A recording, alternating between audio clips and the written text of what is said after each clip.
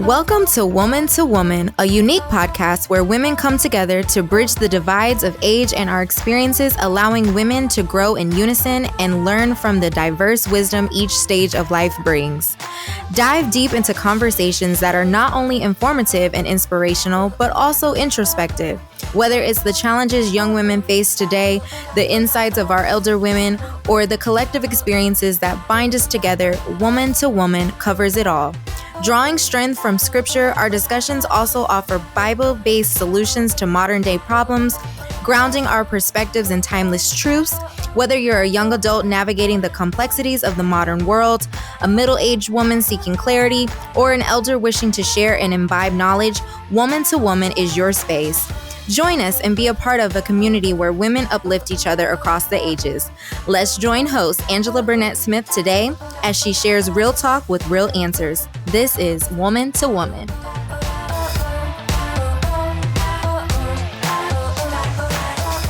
Hello and welcome to Woman. I'm your host, Angela Smith, and joining me today is my lovely daughter and co-host, Lauren Smith Kenion. Hello. Today we are so excited about the podcast topic because it impacts all of us. And so no matter which, generation you fall into, whether you're female or male, this impacts all of us. And we're going to be talking about communication and how we can enhance our communication skills. And we want to particularly talk about ways that we can do that as they relate to the differences between the genders, because as we continue in our discussion, we will find out that there are definitely some differences concerning the gender and the way that we communicate. Men and women will communicate differently. Now, when you think about communication is an acquired skill. Or I like to think of it really as kind of a learned art. It's something that must be developed. And so depending on a person's personality, their environment, their upbringing, all of those things will impact an individual's ability to communicate in the way in which they do so. And you also, I think you have to be intentional or purposeful to really be a lifelong student in this area. We can always grow. And that's one of the things that we want to promote on Woman to Woman is the ways that we can grow, that we can be better. And today, communication is really something where a lot of people struggle. I think partly because we have so many different outlets.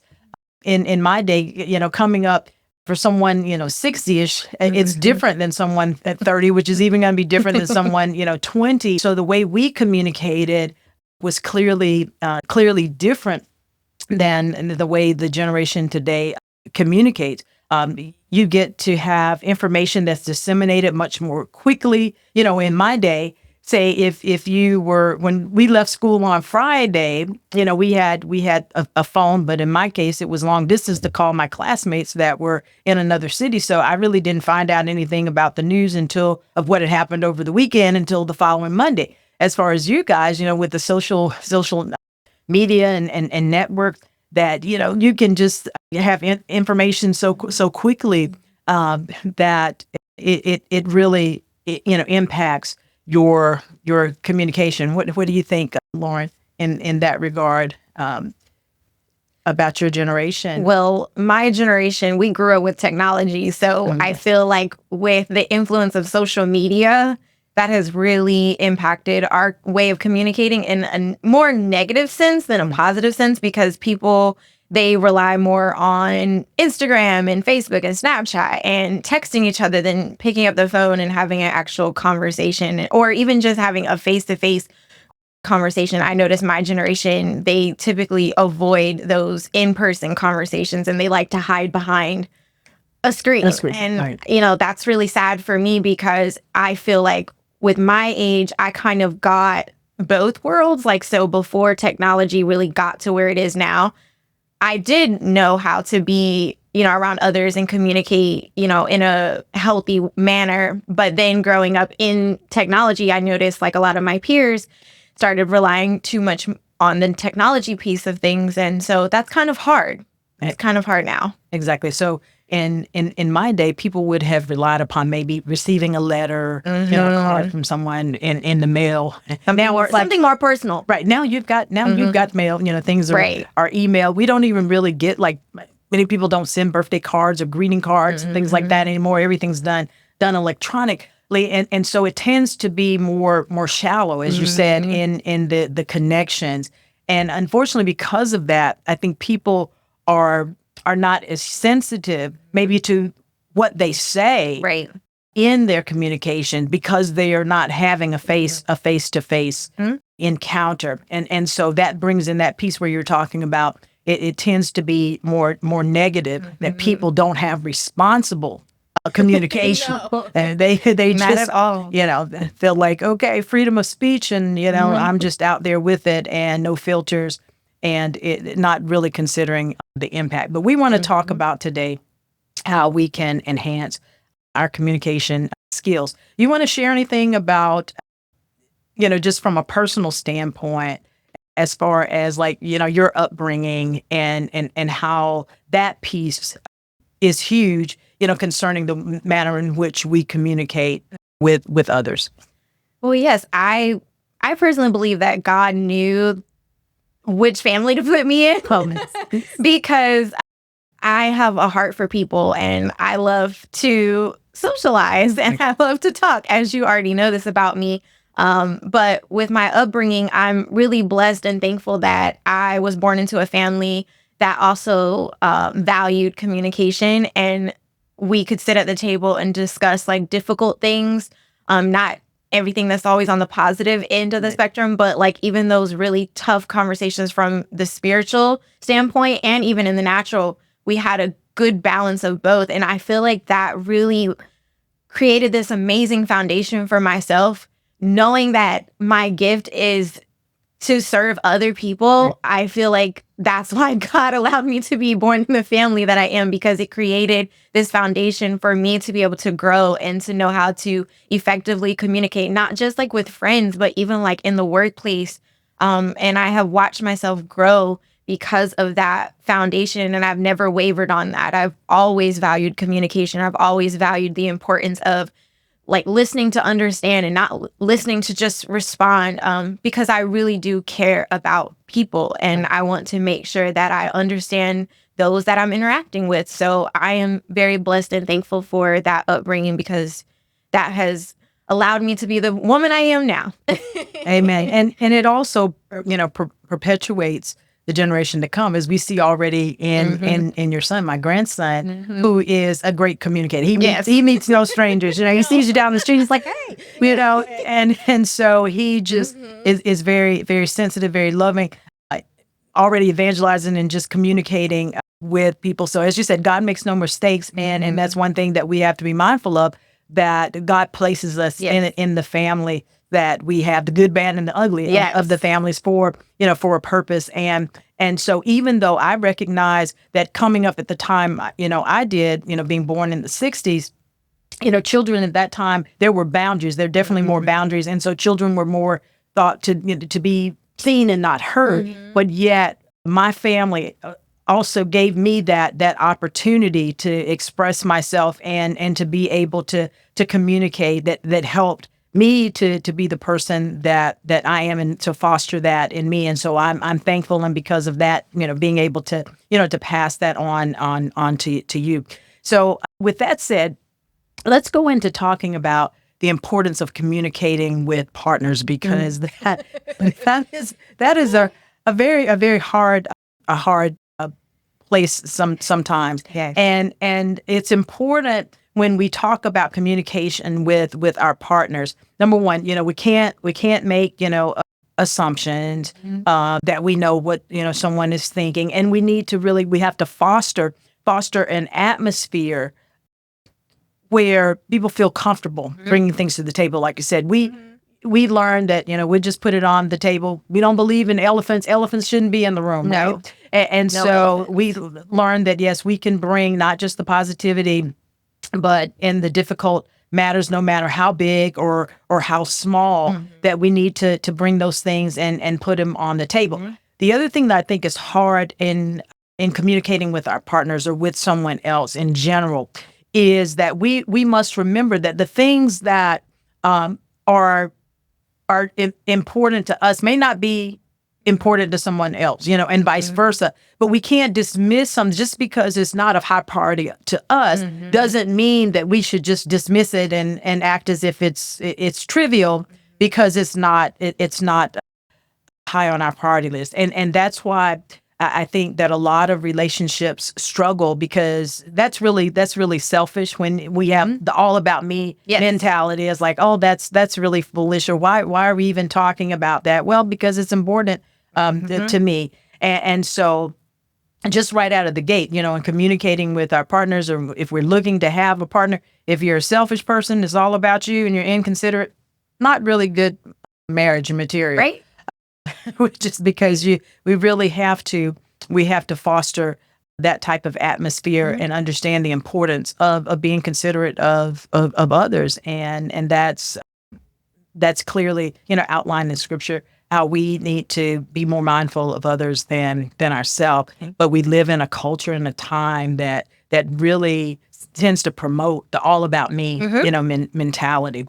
But we're going to talk about ways to kind of overcome that today. So let's move into the discussion now about the differences in the sexes in the way that we communicate differently. And it's interesting that there was a book that gained a lot of media attention back in 1992 when you were born. And that book was called Men Are From Mars and Women Are from Venus. It's kind of like, oh, we're on two totally different planets here. Woo! And it made some really good points. There were 5 big ideas in that book. And one of the ideas was that there are different communication styles.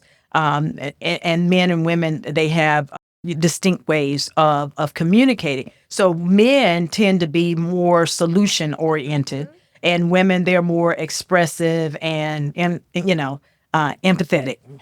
And The nurturers. Yes, the nurturers. And then secondly, there's a difference in the emotional needs. So men, they tend to kind of retreat. They, retreat to their cave. And women, they want to seek empathy and understanding. What about one of the third things that in Gray's book on Men Are Mars and Women Are from Venus? The love tank concept. Yes. And Gray introduces this idea of a love tank, suggesting that everyone has an emotional storage that needs to be filled with love and affection. And when a person's love tank is full, they need to they feel secure and happy in their relationship. Right. And so, Gray talks about this is kind of the love tank. And so it's like what fuels us. And so because of that innate need to feel the love and affection, if that's a little low, that can be, problematic on either side. Gray also talks about, how we handle stress differently. And this kind of relates back to the piece on the emotional needs. Men, they tend to like to handle their situations in solitude, or to be private about that when they're working through their issues. Women, on the other hand, we want to talk, we want to talk it out, or, All of your best friend. Can we talk? Can we talk? And then finally, Gray mentions the importance of validation and appreciation. And that's what we referenced earlier about how we have to validate and appreciate our partner's feelings and their viewpoints, even if they are different, different than ours. But, I think too, we make the mistake today. We talk a lot about, I think we spend too much time talking about our differences. And even though this is clearly an issue, I think that there are still many areas where there's similarities and that there are crossovers, and that the differences are somewhat, minor. And so, but one thing I do want us to talk a little more about today is, in addition to the communication differences, is the way in which the message is received. Because I think that that often creates problems, whereas, women, they tend to emphasize similarities, about themselves. They want to make everybody happy. Whereas men, they seek, more independence and competitive nature in that regard. I found it interesting while we were preparing for this podcast. It talked about women tend to have a rapport talk. Mm-hmm.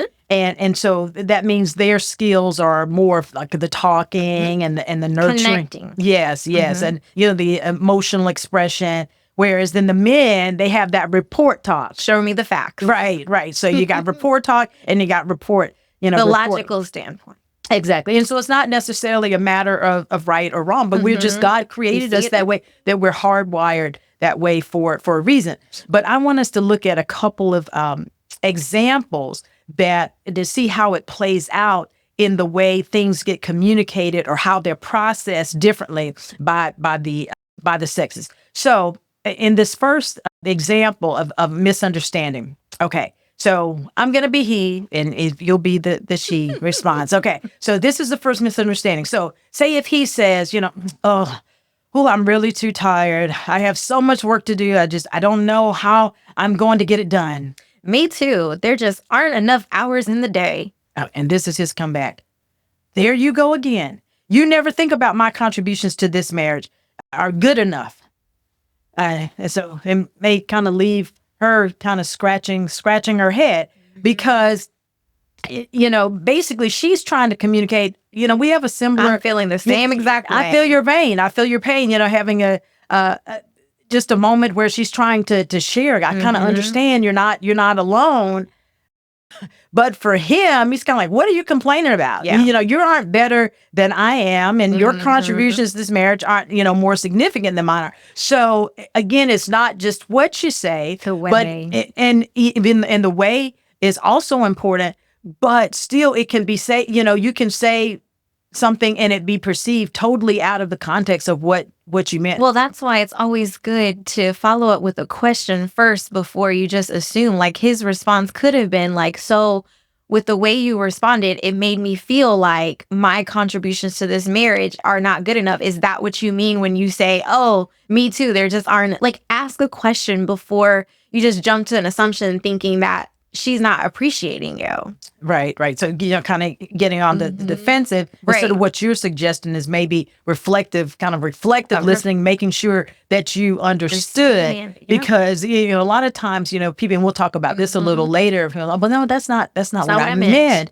And so people discount it because that was not their intent, but you still have to deal with the impact. And so we're seeing, these impacts can be negative if the perception is off. So let's flip the script with her starting that off in that discussion. I'm really tired. I have so much work to do, and I don't know how I'm going to get it done. Well, why don't you take a day off and rest if you're so tired?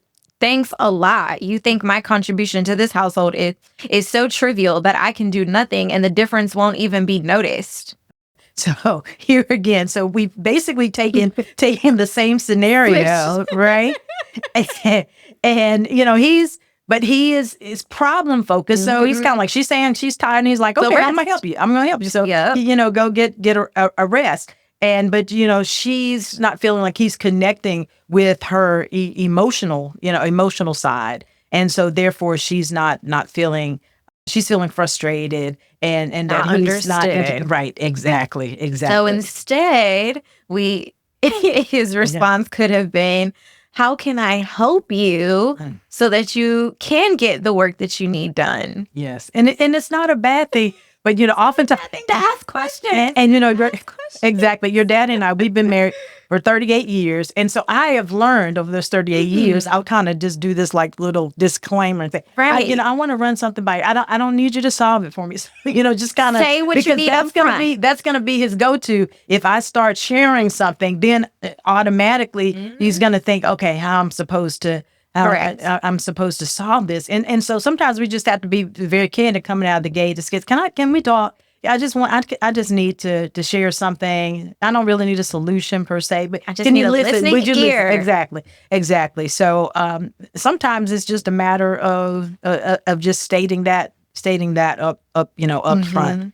Because that men are more problem solvers. So a lot of times when you express your feelings to men, their immediate response is, "Oh, I got to fix it," instead of, "Oh, she just needs the emotional support right now." Right. And then sometimes in our attempt to, to be, nurturers, and, our empathetic side, that can come across as if we're, trying to baby them, or like, you're not my mama, Right. sort of thing. And so it is our role as far as married women, we're to love our husbands, we're to raise our children. And so we have to make sure we don't cross over Find that balance. Yeah, exactly, crossing over, over that line. And so, basically, some kind of take homes from those, those two examples is that, we first have to just understand that differences are, are key. And that so sometimes if when we speak, if it's perceived, differently than we had hoped, we just have to kind of back up and realize, okay, maybe a person is seeing it through a different filter that we've just been, misheard, and to avoid, kind of the hurt feelings that, that can follow. And that, our communication, though, it needs to involve a dialogue, not a monologue, not just the one person that's talking. So just an important point there that I wanted us to talk about as far as those differences that were kind of outlined back in that popular book in 1992 about men from Mars and women from Venus. So I think we're definitely off to a great start. I'm going to pause here just for a moment. And then when we come back, I want us to transition to talk a little bit more in-depthly about 4 toxic communication styles that we can avoid in relationships. So stay tuned and we'll be right back.